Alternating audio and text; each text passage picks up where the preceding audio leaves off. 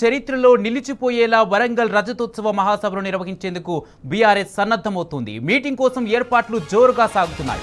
BRS అధినేత కేసీఆర్ సూచనలకు అనుగుణంగా ఉప్పెనలా తరలి వచ్చేందుకు గులాబీ శ్రేణులంతా సమరోత్సాహంతో సిద్ధమవుతున్నారు. మరోవైపు మహాసభను దిగ్విజయం చేసేందుకు రాష్ట్ర వ్యాప్తంగా అన్ని జిల్లాల్లో సన్నాహక సమావేశాలు జరుగుతున్నాయి. అందులో భాగంగానే తెలంగాణ భవన్లో హైదరాబాద్ బీఆర్ఎస్ శ్రేణుల సన్నాహక సమావేశం జరిగింది. రజతోత్సవ ఏర్పాట్లపై నేతలు చర్చించారు. ఈ సమావేశానికి మాజీ మంత్రి తలసాని శ్రీనివాస్ యాదవ్, హైదరాబాద్ బీఆర్ఎస్ ఎమ్మెల్యేలు, జీహెచ్ఎంసీ కార్పొరేటర్లు, ముఖ్య నేతలు హాజరయ్యారు.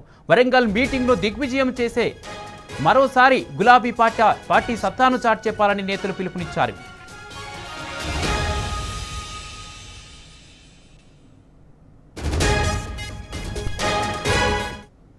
వరంగల్ రజతోత్సవ సభ గురించి మరిన్ని వివరాలు మనకు అందించేందుకు మా ప్రతినిధి రవికాంత్ ఫోన్ లైన్లో సిద్ధంగా ఉన్నారు. రవికాంత్, చెప్పండి, రజతోత్సవ మహాసభ గురించి దగ్గర అప్డేట్స్ ఏంటి? వరంగల్ రజతోత్సవ సభకు సంబంధించి అంటే బీఆర్ఎస్ 25 ఏళ్ల ప్రస్థానానికి సంబంధించి చెలో వరంగల్ గా తీసుకున్నటువంటి ఈ రజతోత్సవ మహాసభను విజయవంతం చేసేందుకు బీఆర్ఎస్ నాయకులంతా కూడా సన్నద్ధమవుతున్న పరిస్థితి. ఇప్పటికే ఎల్గతుర్తి ప్రాంతాన్ని ఎంచుకున్న పరిస్థితి. అన్ని పనులు కూడా చకచక కొనసాగుతున్నాయి. వేగవంతంగా యుద్ధ ప్రాతిపదికన అక్కడ సభకు సంబంధించిన పనులైతే కొనసాగుతున్నాయి. ప్రధానంగా ఏదైతే ఇక్కడ ఉన్నటువంటి హన్మకొండ జిల్లాకు సంబంధించి, హన్మకొండ జిల్లా కేంద్రంగా ఉంటుంది కాబట్టి ఇక్కడ ఉన్నటువంటి నాయకత్వం అంతా కూడా ఎప్పటికప్పుడు ఆ పనులను పర్యవేక్షిస్తున్న సందర్భం అయితే మనకు కనిపిస్తా ఉంది. పూర్తిగా ఏదైతే పార్టీకి సంబంధించి కావచ్చు, ప్రత్యేకంగా వేదికకు సంబంధించి కావచ్చు, ఎవరికి వారు కమిటీల ద్వారా కూడా ఈ పనులన్నీ కొనసాగుతున్న పరిస్థితి.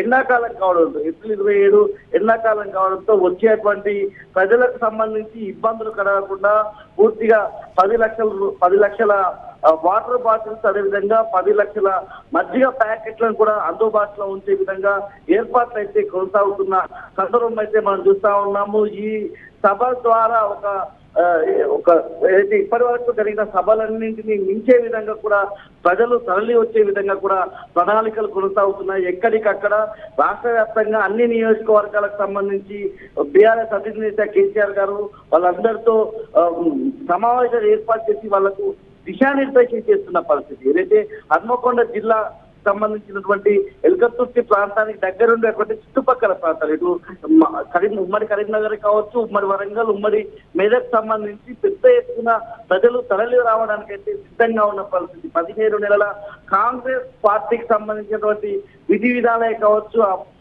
ప్రభుత్వ విధి విధానాలు ప్రజల పట్ల అనుసరిస్తున్నటువంటి వ్యతిరేక విధానాలు అన్నింటినీ చూసినటువంటి ప్రజలు అనేక హామీలు ఇచ్చి అధికారాలు పెట్టిన పరిస్థితుల్లో ఇవాళ ఆ సభ ఒక వేదికగా ఉంది. ఇవాళ ప్రభుత్వం చేసేటువంటి ఇట్లా అనాలోచిత నిర్ణయాలకు ఇవాళ ఆ సభకు వచ్చి మద్దతు తెలిపేందుకు అక్కడికి వచ్చి కేసీఆర్ గారు ఏం చెప్తారో వినేందుకు ప్రజలంతా కూడా పెద్ద సంఖ్యలో తరలి రావడానికి సన్నద్ధం అవుతున్న సందర్భము. అందుకు అనుగుణంగానే బీఆర్ఎస్ నాయకులు ఎక్కడికక్కడ ఏర్పాట్లు కూడా చేస్తున్న పరిస్థితి. ప్రతి నియోజకవర్గంలోనూ సన్నాహక కార్యక్రమాలు, సన్నాహక సమావేశాలు జరుగుతున్న సందర్భం అయితే మనం చూస్తా ఉన్నాము. పూర్తిగా ఇప్పటికే ఏదైతే సభ జరిగే ప్రాంతానికి సంబంధించి పూర్తిగా ఒక 50,000 వాహనాలు కూడా వచ్చే పరిస్థితి కనిపిస్తా ఉంది. ఈ క్రమంలోనే 1,700 మంది వాలంటీర్లు ఎక్కడా కూడా ప్రజలు సభ దగ్గరికి వచ్చే విషయంలో కావచ్చు,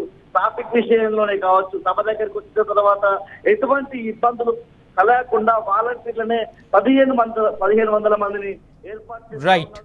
రైట్, థ్యాంక్ యూ రవికాంత్. మొత్తంగా బీఆర్ఎస్ అధినేత కేసీఆర్ సూచనలకు అనుగుణంగా ఉప్పెనలా తరలి వచ్చేందుకు గులాబీ శ్రేణులంతా సమరోత్సాహంతో సిద్ధమవుతున్నారు. మరోవైపు మహాసభను దిగ్విజయం చేసేందుకు రాష్ట్ర వ్యాప్తంగా కూడా అన్ని జిల్లాల్లో సన్నాహక సమావేశాలు జరుగుతున్నాయి.